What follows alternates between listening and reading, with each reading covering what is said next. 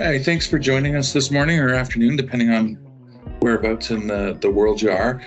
Today, Metrics Data 360 is proud to present our webinar on data-driven software license management. We're going to talk about strategies for enhancing visibility into data and how you can use that from a license management perspective.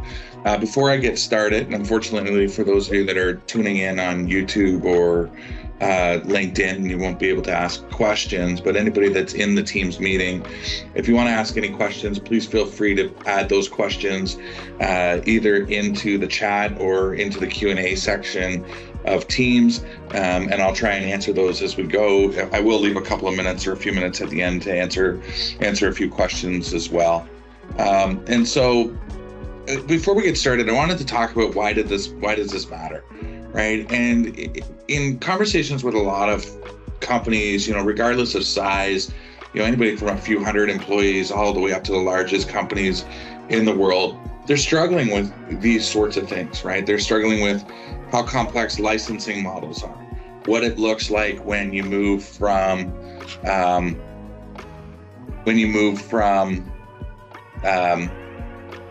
the on-premise to cloud models. How does SaaS work? What does public cloud strategies work? What does BYOL work? And the vendors prey on this complexity for a lot of reasons that kind of fall into that third button or bullet there around risk mitigation, right? So, we want to be compliant. How do we mitigate that risk and, some other things? But the vendors like it because it makes it so that you either overbuy or that they can come in and audit you in the future and, capture revenue through that process, right? Obviously, cost optimization is on everybody's mind nowadays. I mean, we're having so many conversations with organizations.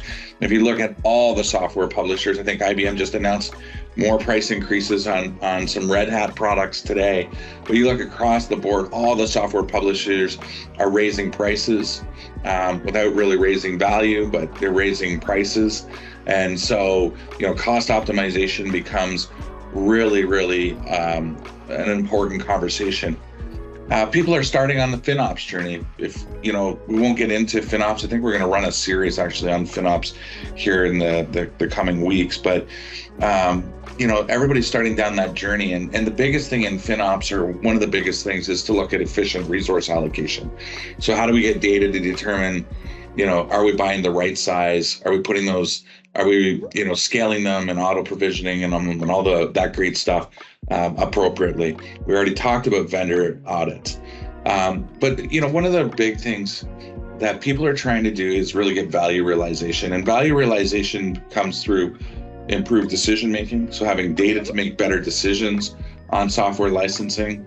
It comes from having the visibility to be able to organize and do things differently, to purchasing the right licenses, right down to not falling prey and victim to the bundles that people or the software vendors want you to subscribe to. So, we always ask, when we set up these webinars, what are the types of things that you have questions on? And I wanted to put this up today because it falls back into what we're seeing, but it also, I brought this up because I want you to understand that everybody is probably experiencing the same things as you, right? Or you're not alone in some of the things that you're experiencing, right? So I'm going to try and answer these questions as we go, but you'll see things around like collection of data. How do I collect data? How do I make sure I have a single source of truth on that data? How do I bring multiple data sources together to get pictures of what's being used out there? And we're going to talk about that, right? They want to talk about things around like what technologies to use. How do I reallocate licenses so that I can, more effectively use those or harvest them, right? So if they're not in use anymore, what's that process look like, right? A big one, just understanding what is needed, right? I talk all the time about the amount of data that's required. And, I just was working on a smaller audit for an organization. It was less than 2,000 users. And the amount of data that the vendor sent back, I believe there were 400,000 rows of data. Right, 400,000 rows of data to create a license position. I mean, it becomes unwieldy in some ways, right? Obviously, there's the cost thing. The value of your reseller is one that we get asked all the time. Some smaller organizations are sold by the resellers that they provide these services, and then when they contract with them to provide the services, they find out that it's not what we expected. What's the motivation of the resellers? Understanding process. So governance is a big thing. How do we track licenses? And I like this complex versus simple, right? Because some licenses are quite simple. If I'm licensing, say a desktop product, it might be quite simple. But when I get into data center products and taking those into cloud, it gets very, very complex, right? Variety of entitlements. We are going to talk about this today, right? And, what that really means is, I could have one product that I have 8 or 9 different types of entitlements for. So metrics, versions, editions, you name it, right? So there's all kinds of different things that we can do there, right? How do I handle true ups and compliance? We have a large organization that we work with that every year for their Microsoft true up, they would start the process anywhere from 10 to 12 weeks before their true up date, strike up a team that consisted of about 10 people, and they would run that as a project to do their true up. That's an expensive process to run and inefficient. How do I make that more efficient, right? Not being able to track installations on PCs, so back into that data visibility. I love the not sure, right? Not sure what, because where do you start with this stuff, right? Again, if you look here, you can see the themes, right? So managing multiple licenses and keeping track of the ever-changing rules, right? I tell people all the time, Microsoft makes more than 400 licensing changes a year on average. Some of them minor, some of them major, right? How do you keep up with that? Right? Time and resources. It's a big thing. Like when we talk to people about putting in SAM programs and doing software asset management, how much resource do they have? How much have they budgeted for it, right? And then here you're just talking about how to make an accurate ELP, right? How do you automate that? How do you make that better? We're going to talk about that. And then, the manual processes for that provisioning, reassignment, and removal of licensed software, and then just getting visibility into it. So I'm going to try and answer, or go through and touch on all of these concepts.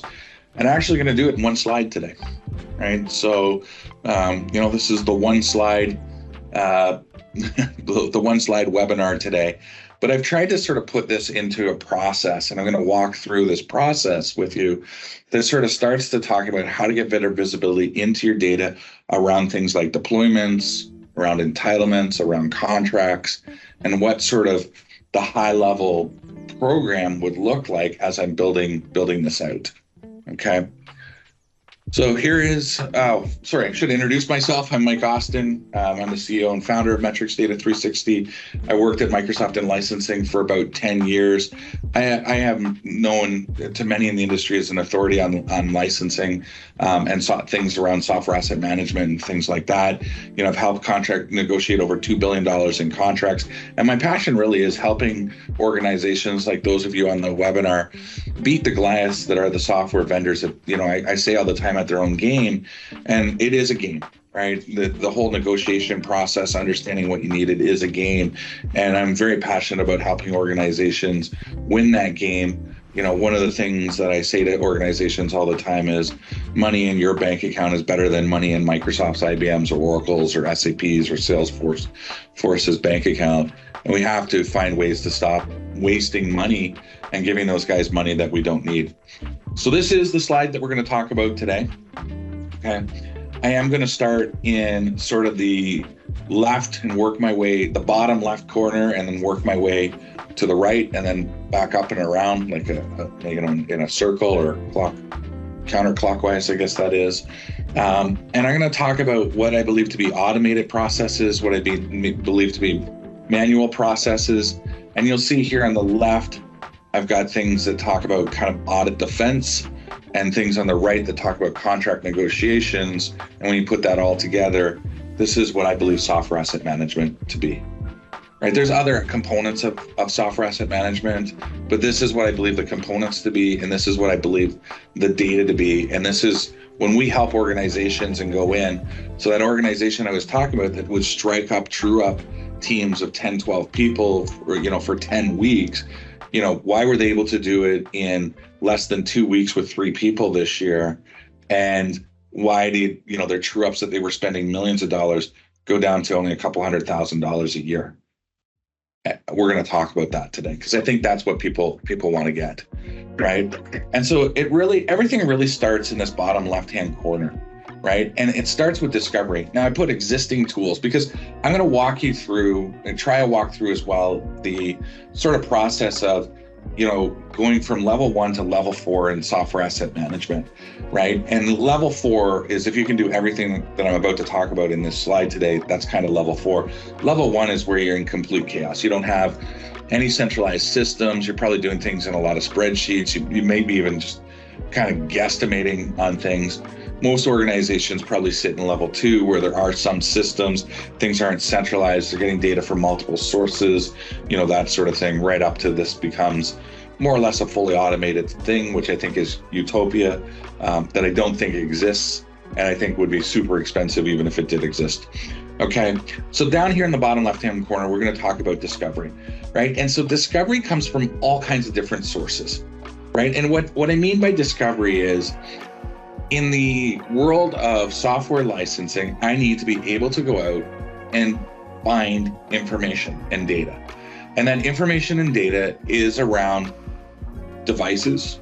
So PCs, laptops, maybe mobile devices.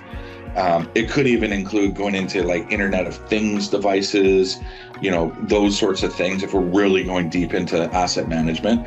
But for the most part, people are going to start with kind of the desktops and laptops, maybe mobile devices and servers, right? And I'm not going to get into the complexities of, physical and virtual right now. We're just going to start with, I need to be able to go out and discover those things. And so in other words, I want to know that it's on my network, that it's active, and I want to be able to query it to pull data. And when it comes to the hardware side of things, and even though we're talking about software asset management, hardware asset management plays a huge piece in this as well. I need to be able to figure out things like processors and core counts, maybe get, the amount of RAM, hard drive size, all the sorts of things that have licensing metrics that are back to the hardware. I need to be able to discover. Okay. I also need to be able to discover software information, right? So titles and versions and publishers, those sorts of things.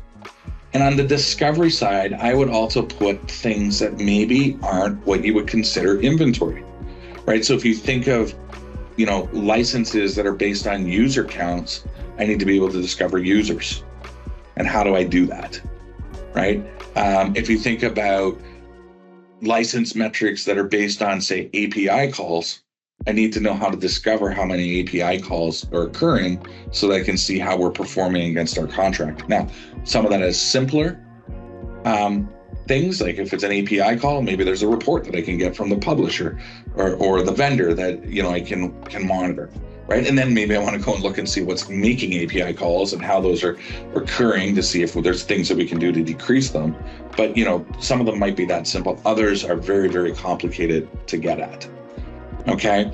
And when I do that discovery, right, I need to know where it's coming from. And most organizations are not able to do discovery through a single source. Even for their desktops and servers, they're not able to do discovery through a single source. They're pulling through multiple sources, right? So I might have SCCM, I might have the IBM ILMT tool, I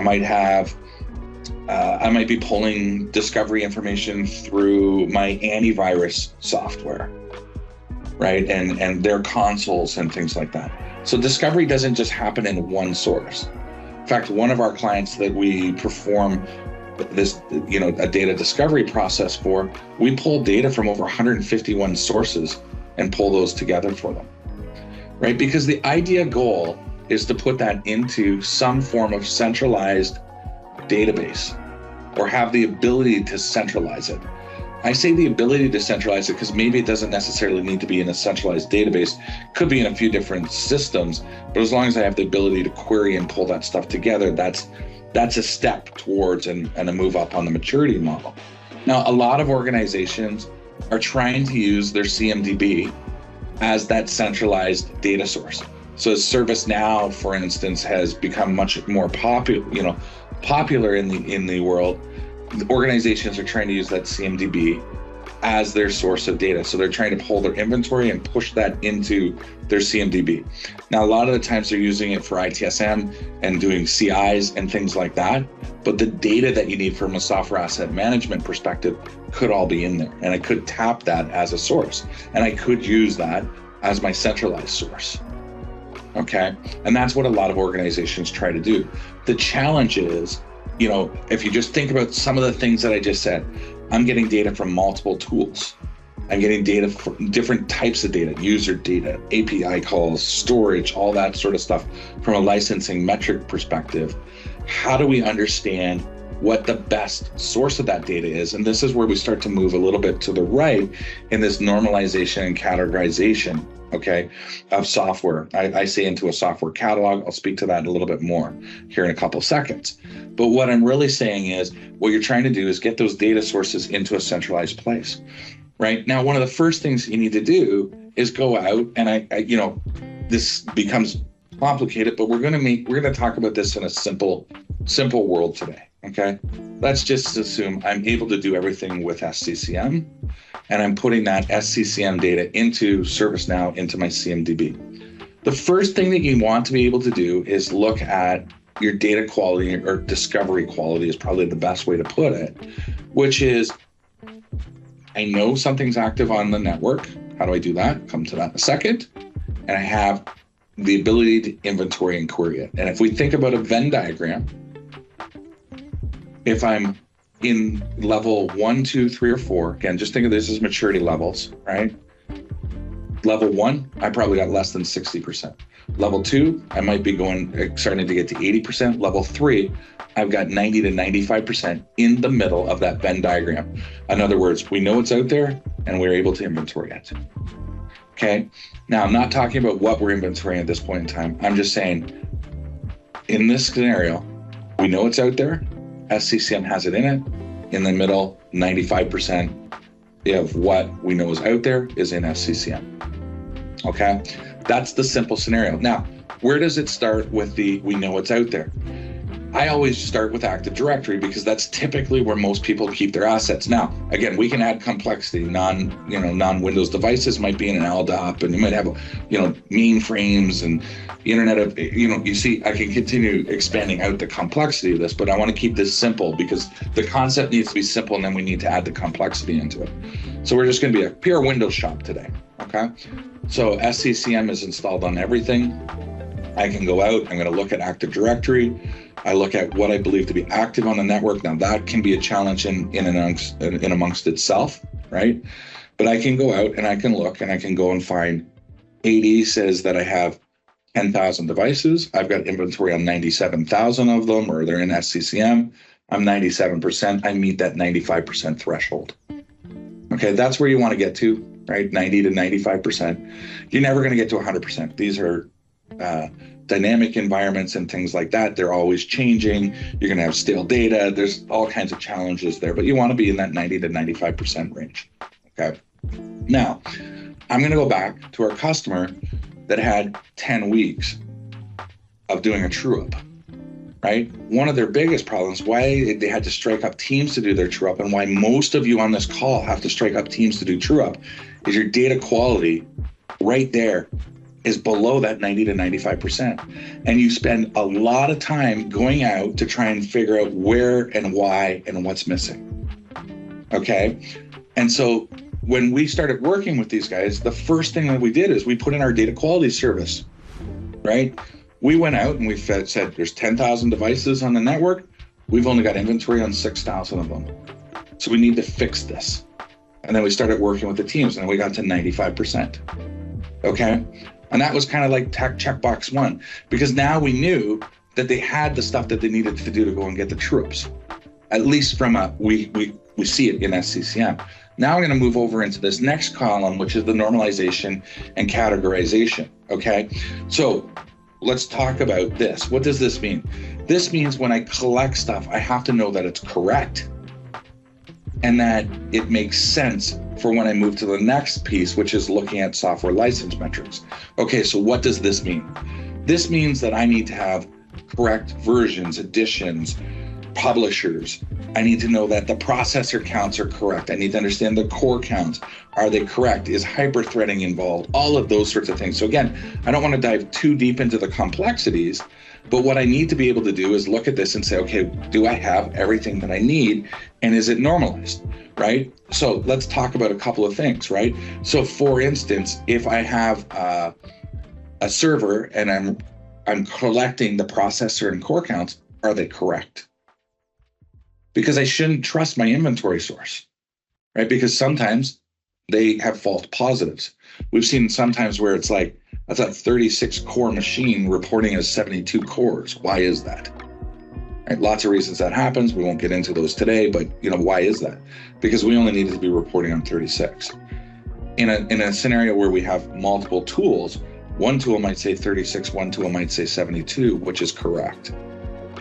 We also have to look at things like the definition of core and what that means to the vendor when we start talking about software contracts to the vendor, because how IBM defines core may be different than how AWS defines cores, which may be different than how Microsoft defines cores. So we have to understand that, right? And so normalization is the process of cleaning up the noise, right? So when I do software inventory, if I'm, couple of thousand, let's go back to our 10,000 person organization. If I want to do inventory on Microsoft and I do a query, give me Microsoft, all titles with Microsoft in it, I might get 1 million rows of data, but not all 1 million of those are licensable. So I want to be able to normalize that. I want to be able to normalize that to title, publisher, version, and edition, right? So in other words, Microsoft is the publisher, the title is SQL Server, the version is 2022 and the edition's enterprise, right? I need to be able to do that. If I'm missing those data points, that's the next data quality check, right? So when I'm looking at creating a license position, when people talked about in the last slide, where they talked about the time to create a license position, the first place they spend time is making sure they have everything. The second place they're going to spend a lot of time is here. Do I now have all the information I need to make a license position? Right. So if I'm missing versions of SQL Server or editions, more than versions. So I don't know if it's enterprise, standard, or express, or developer, difference of free to tens of thousands of dollars per core license. I need to understand why I'm missing that. I need to go and figure out how to get that. Okay. So the normalization process is taking all the noise and getting it normalized into that CMDB. Now, people will say, okay, I have a SAM tool. I've got Snow, Flexera, or ServiceNow SAM Pro, and they have normalization engines. Yes, they do. The question sometimes is, are they doing it correctly? Right? Because the way that they do those, sometimes it works, sometimes it doesn't. So with those, if you have a normalization engine, trust but validate is what I always say. Okay? So again, the normalization, we want to get that centralized. So that we know that when I go back to my 10,000 user customer that was having, challenges and spending a ton of time and spending a lot of money on true ups on Windows and SQL servers, specifically in this case, the reason for that is the next big part why they had to take so long and so many people was here. They were missing editions and versions.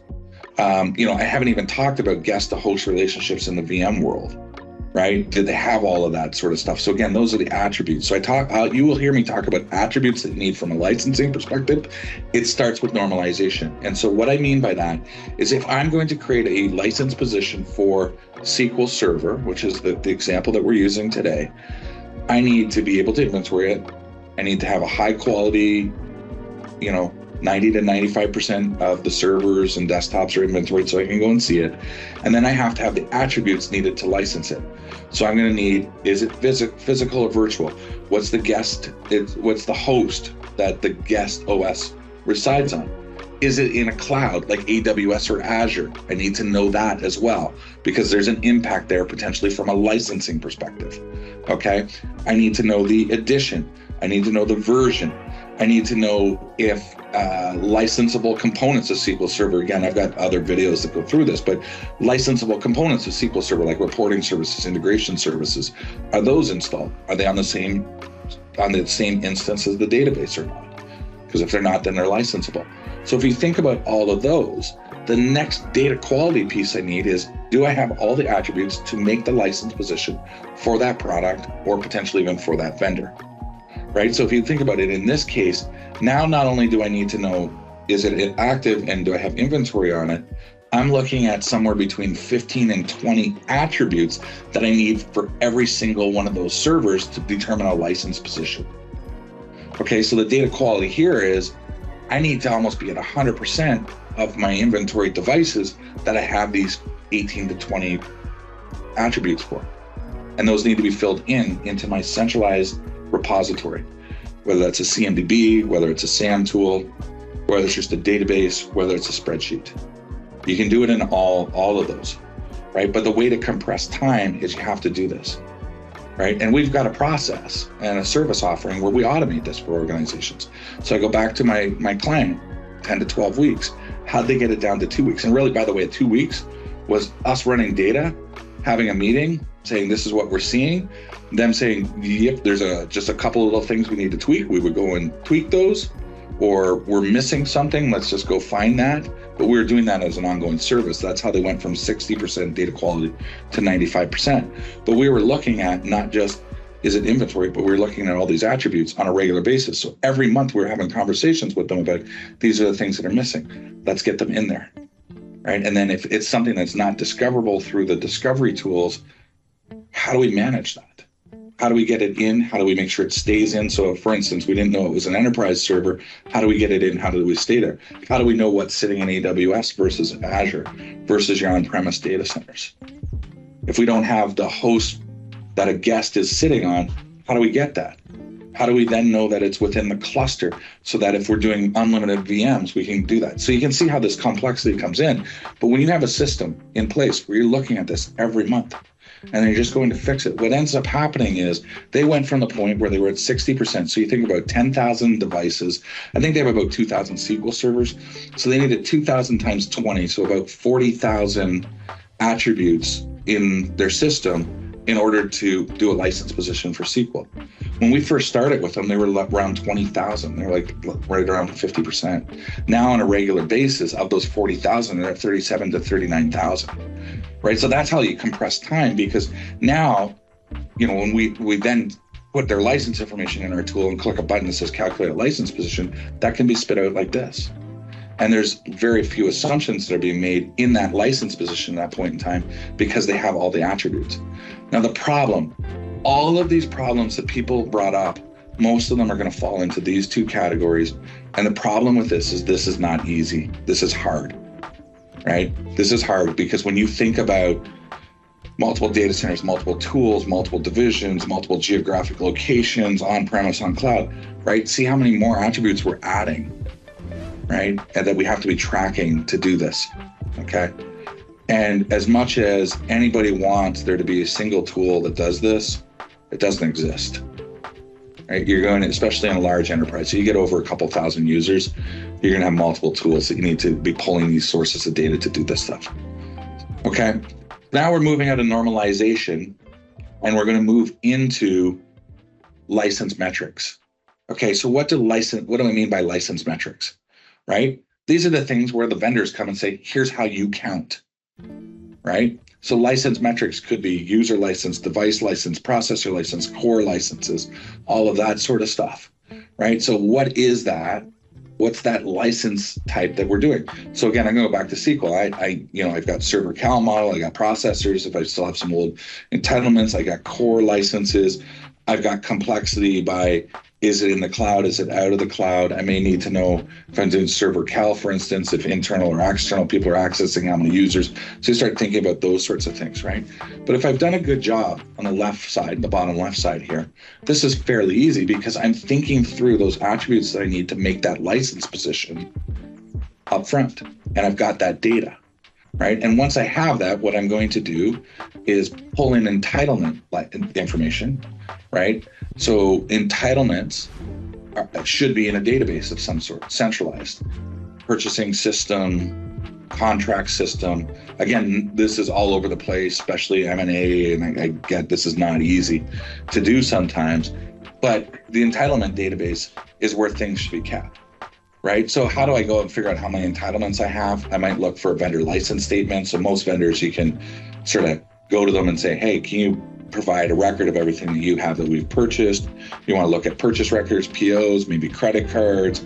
You want to have renewal dates. You might need financial details in that database, but that's our entitlements, right? So when I create an ELP, an estimated license or an effective license position, people call it, think of an estimated license position as we have it deployed, we have licenses, we assign those licenses, and we're going to show whether we have enough licenses, not enough, or too many. And then we can make decisions on what to do about each of those scenarios. Okay, so the first thing that we're doing is getting inventory, normalizing inventory, getting entitlement information, and then assigning those entitlements to our deployments to figure out that license position. Okay, the metrics that we need, or the attributes that we need, are determined by that license that we have. Now, I did a whole webinar about 4 weeks ago, maybe 5 weeks ago now, on how to optimize an ELP. I suggest anybody that's interested in this stuff, go watch that, because there are things that you can do once you get this data to optimize it. So when we talk about value realization, or even value leakage. So value realization is how do we get more value out of what we've bought? Value leakage is where are we wasting money because we're buying the wrong thing? That's where you start to optimize your ELPs, okay? And I'll just give simple scenario here, right? I have a bunch of Windows licenses, SQL licenses, or whatever. It doesn't matter the vendor. I have a bunch of licenses. Typically what happens is people buy licenses on the very left-hand part of this process. We're going to go deploy. We know what we need when we deploy. We buy the licenses, we assign them. And this is the downfall of most SAM tools, by the way, in my opinion, okay? Because they then assign those licenses to that device and it sits there and it just stays there. And they then run compliance scenarios against that. And basically the SAM tool is going to go, yep, that's got licenses, you're compliant. What the SAM tool doesn't go, is that the most effective way to do licensing, right? So when you want to do optimization, it's not about how did I buy it? It's about my inventory licenses and my inventory of assets and what's the most optimal way to use my licenses on those assets. So what you should be doing is resetting, pulling all the licenses away, pushing them back in. Now, I'll get told all the time, oh, well, what about ones where you have, keys and things like that? I just want to take the complexity out of it for now. Yes, you have to, there's things that you can do and there's ways to get around that, but you want to take that complexity out and then push this in. The simplicity is reset it, right? Because the way that I bought it may not be the most optimal way I need it now. Like I might have bought it and it was in a huge cluster and now it's on a single host, or it's moved to Amazon. But I'm just, the application was taking the licenses sort of with it, right? So that's what I really want to watch for, is that, right? And reset that. And that's how I optimize it. The other way I can optimize it is I can look at things like, this client that we're talking about is the same client where we looked at their cluster density of their Windows servers, and we found that they had a cluster that had very few Windows servers in it and a lot of hosts with basically none. But because of the way VM roles worked, they needed to have license to the maximum number of VMs they could have on a host, was costing them over seven figures of Windows server licenses. And we're like, this is all a Linux cluster. What's going on here? Right? So we were able to go in and look at that and say, what the heck is going on? Why are you spending over $1 million on Windows license in your Linux cluster? Right? Because we knew they had a dedicated Linux cluster. We then are able to go and look, because we had all the inventory, see it was Commvault, and go back to them and say, listen, your Commvault implementation in that cluster is costing you $1 million in Windows licenses.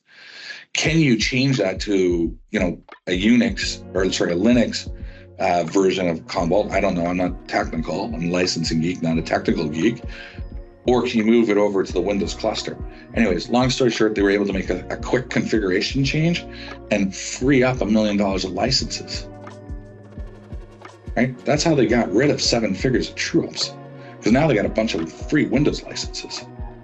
Right? So they could void their true-ups on Windows that year. And then the next year when they renewed, they shed something like $1 million of Windows licenses because they didn't need them anymore. Right? Again, even looking at things like Windows now has virtual, you can license at the virtual OS level, right? We are seeing clients be able to drop 40 and 50% out of their Windows licenses by going to this, but they need all this data to do this. Okay, so that's how you get value realization. Looking at configurations, looking at optimizing that ELP once you have all this data. Okay, the goal in most organizations, and if you want to get to level 4 in SAM, is to automate all of what we just talked about, but I believe that to be next to impossible. Okay, there are going to be many manual processes involved in this, right? Because when you start to add another layer on, which is software contracts and T's and C's, right? So when you start looking at product use rights and what I can and can't do and how I have to count, and then I go out and negotiate an amendment or change to that, how does a system know that?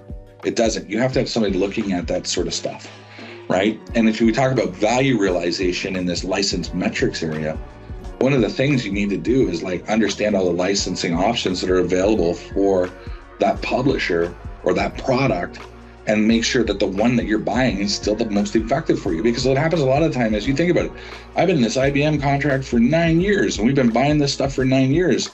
And we never look to see if we should still be doing it the same way, or if there's a different license type that's more effective, right? So when you have all this data, it's very easy to go and say, okay, what are the ways that IBM licenses that product? Oh, PVU or user-based, or whatever the metrics are.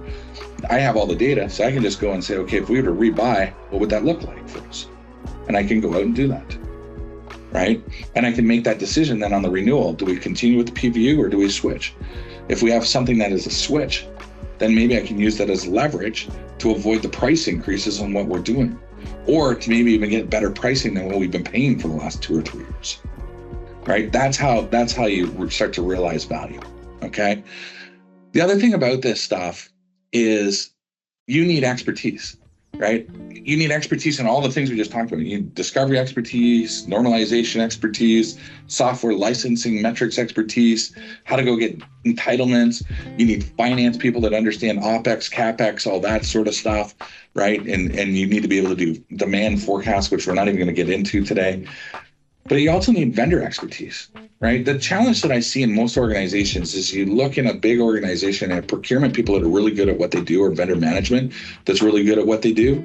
But how can they, when Microsoft makes 400 changes a year and they only negotiate a Microsoft contract every 3 years, how can they be an expert in order to do this, to optimize it? It's just next to impossible, right? So you have to have expertise in the various vendors and in the various processes, right? And that is manual and people, right? And so the key message that I want to get across today is that this stuff is done, and most people want to automate it, right? They want to go out and get a tool. They want to, we hear a lot of people putting in a SAM tool, and they just go in and we're going to buy a SAM tool. But if you don't think through and get the basis of what we just talked about, inventory nailed, inventory percentage completeness nailed, attributes nailed, attribute completeness nailed, entitlements, all figured out and nailed, that SAM tool is not going to be effective, right? Like, one of my favorite conversations I have, it's not a favorite conversation, but just kind of,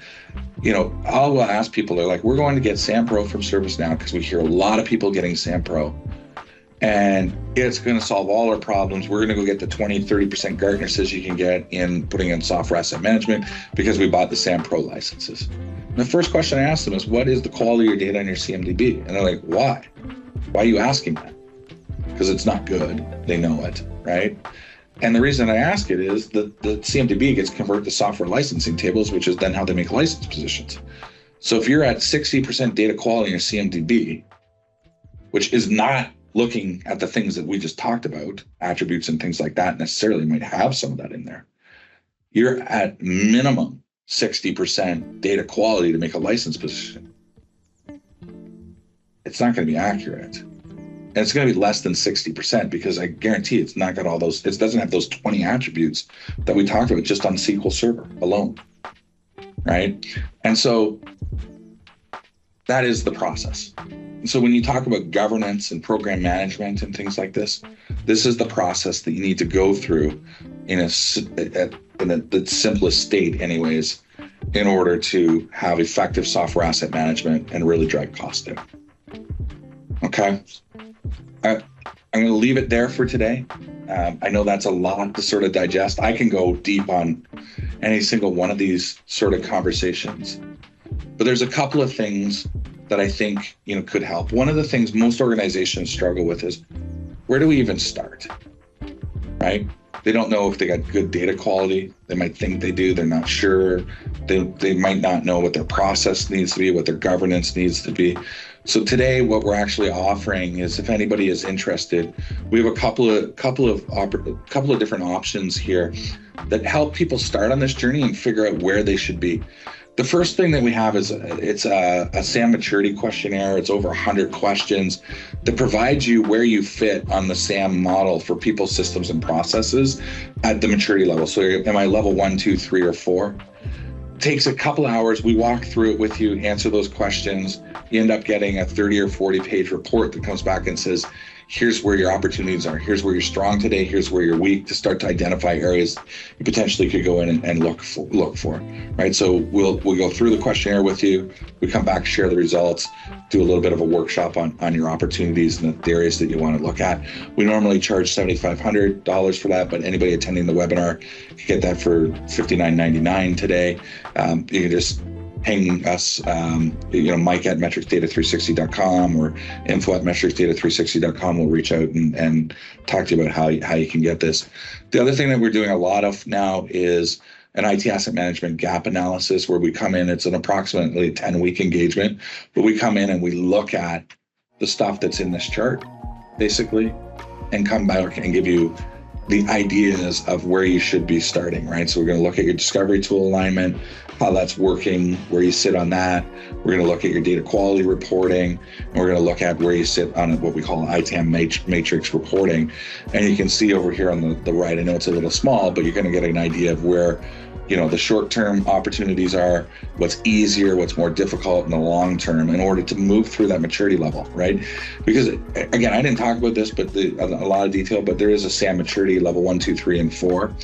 I think 4 is utopia, but you really want to be moving into the high end of 2 and the low end of 3 in order to drive value creation. And this will help you on that journey. So again, it's normally about a $90,000 engagement. If you sign up before the end of November, we're doing it for $75,000 into the end of November as a promo that we have on right now. So I don't know if anybody's got any questions. Oh, shoot. Haley just dropped my email in there.